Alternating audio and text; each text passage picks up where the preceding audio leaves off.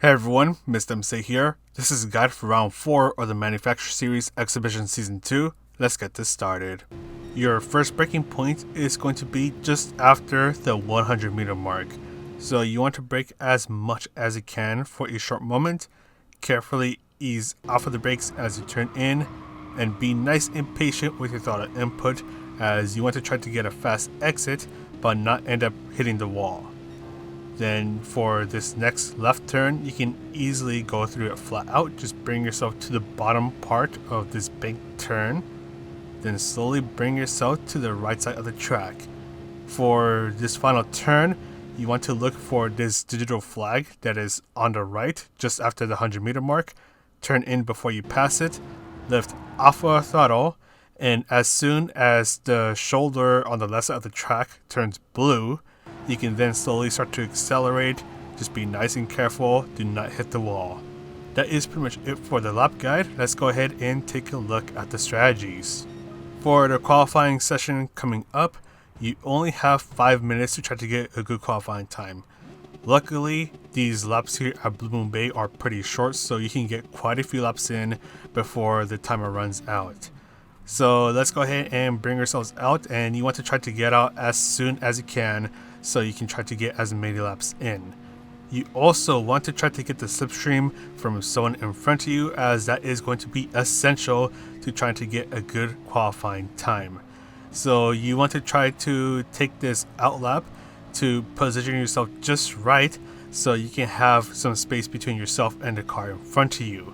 The slipstream range between yourself and the car in front of you is 3/4 of a second, so you want to be sure that you are within that range so you can take advantage of their slipstream.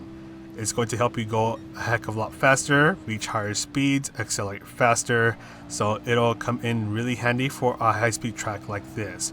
If you're in a handling car, you really want to make sure that you're in someone's slipstream, as if you're not in it, you're only going to end up getting left behind.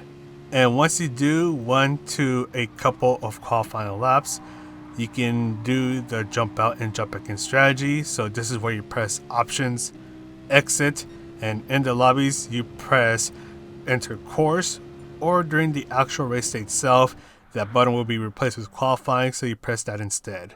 It'll save you from having to do a pit stop and having to do the in lap and all that stuff. So you want to do this just to save yourself a bit of time if needed. So this part I want to show you because this is where I was able to get a perfect qualifying lap.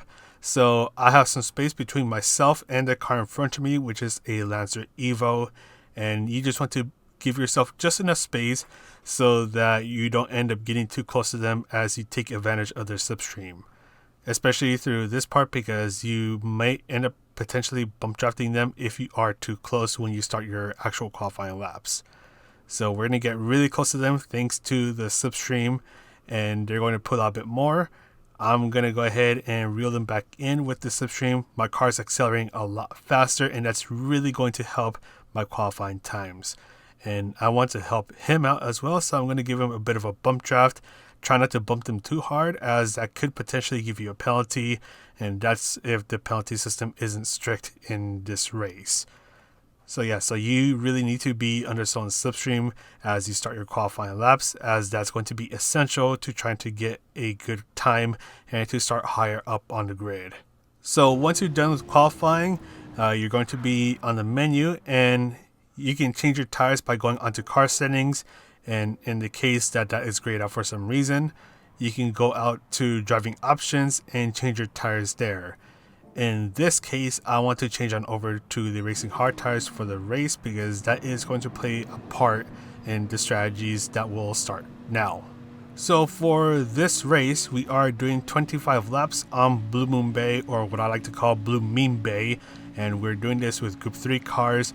Fuel is at ×1, and the tire wear is at ×12. We have racing medium and hard tires allowed, and both tire compounds are required for this race, so make sure you use both racing medium and hard tires at some point in the race so you don't end up with a 1-minute penalty after the race ends. So this race is a bit of a weird one with its settings and all that good stuff, so let's go ahead and talk about it, starting with fuel. With fuel at ×1, Is fuel an issue? That's actually going to depend on the car you are using. For some cars, fuel will not be an issue, but for other cars, fuel will be an issue.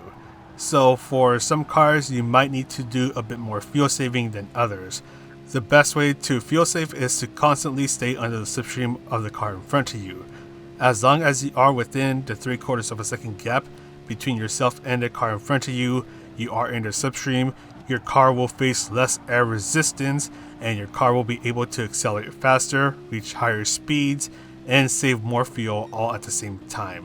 So if you're constantly under the slipstream of the car in front of you for the entire duration of the race, then fuel shouldn't be too much of a thing to worry about, unless if you're in a car that is that bad on fuel economy. Luckily with the Viper, the fuel is not going to be an issue if you're constantly under someone's slipstream, and you'll barely have to do any sort of short shifting. Speaking of short shifting, that will also come in useful, especially if you are in a car that is not good on fuel saving. So if you find yourself quickly catching up to the car in front of you and you're under the slipstream, then it is possible to short shift just a little bit earlier.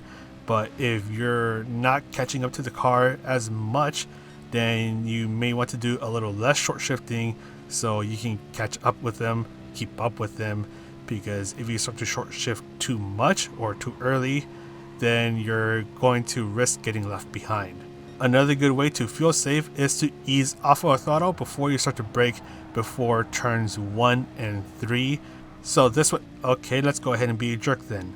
But anyways, so by easing off of a throttle, you're using less power, which means that you will be able to save a little bit more fuel along the way. So here's a quick example. We're getting ready to go through turn 1 and I don't have plans to overtake anyone.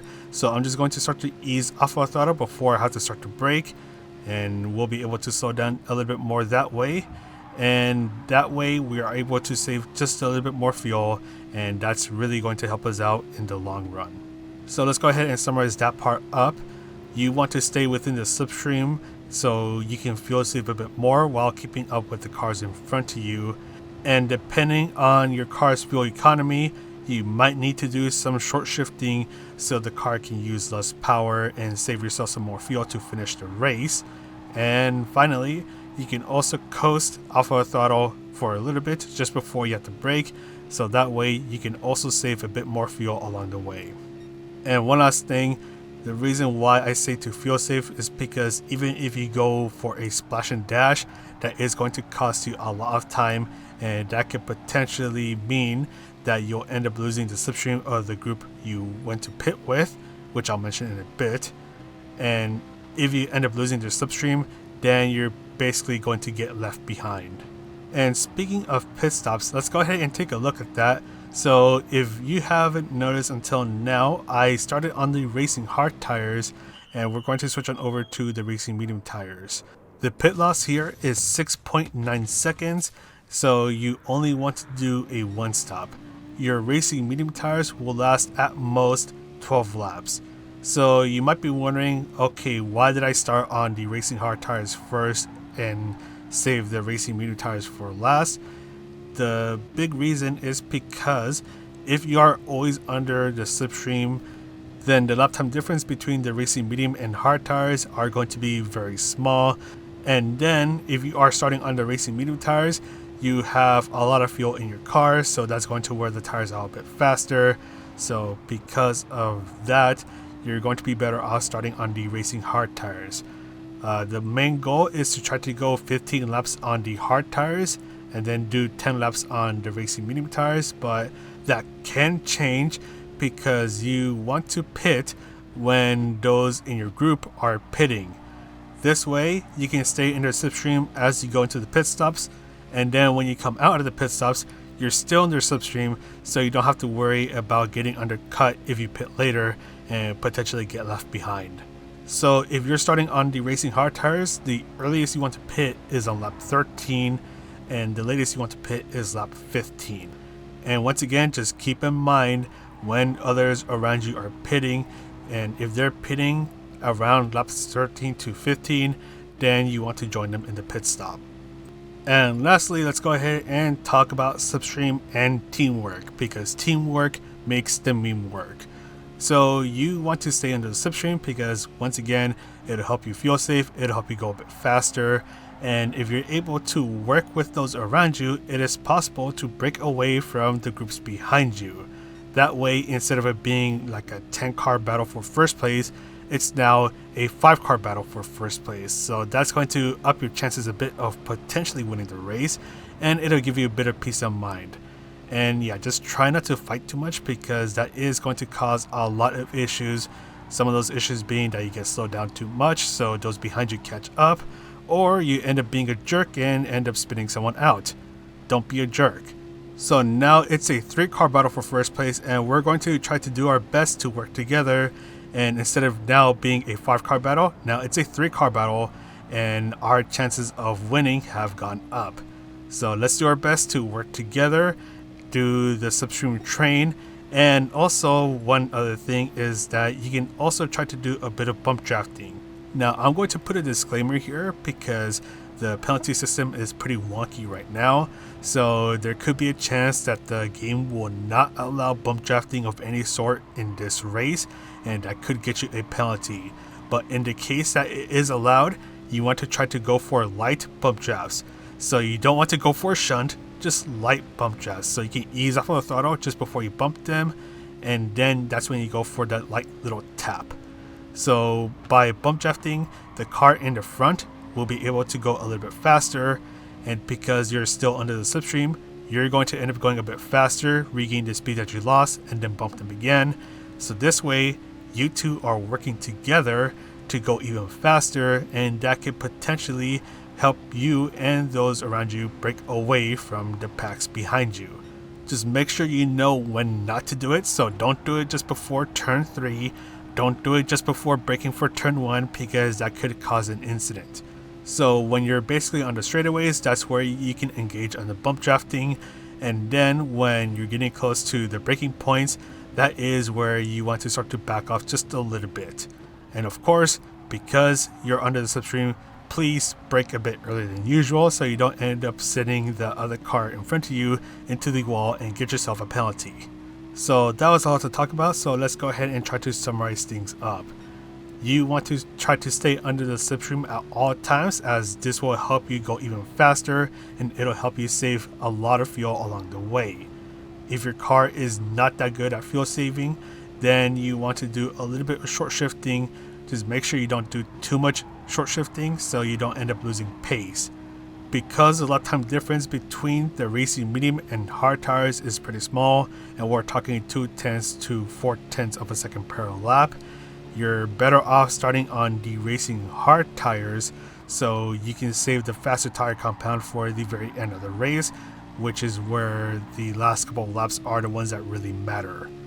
This is a one-stop race, so if you're starting on the racing hard tires, you want to try to pit in between laps 13 to 15, depending on when those around you pit. So when your group of cars start to pit, that is when you join them, so you can stay under their slipstream. And cooperation is going to be ultra important, so that way you can hopefully keep up with the lead pack, and that way you can have a fighting chance to hopefully come home with a victory.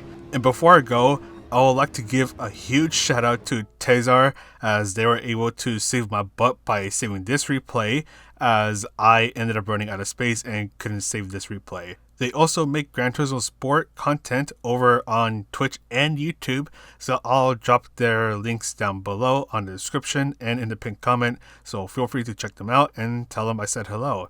But that is all from me. I'm going to sign off now, so this is Mr. MCA turning left, and I'll see you in the next video.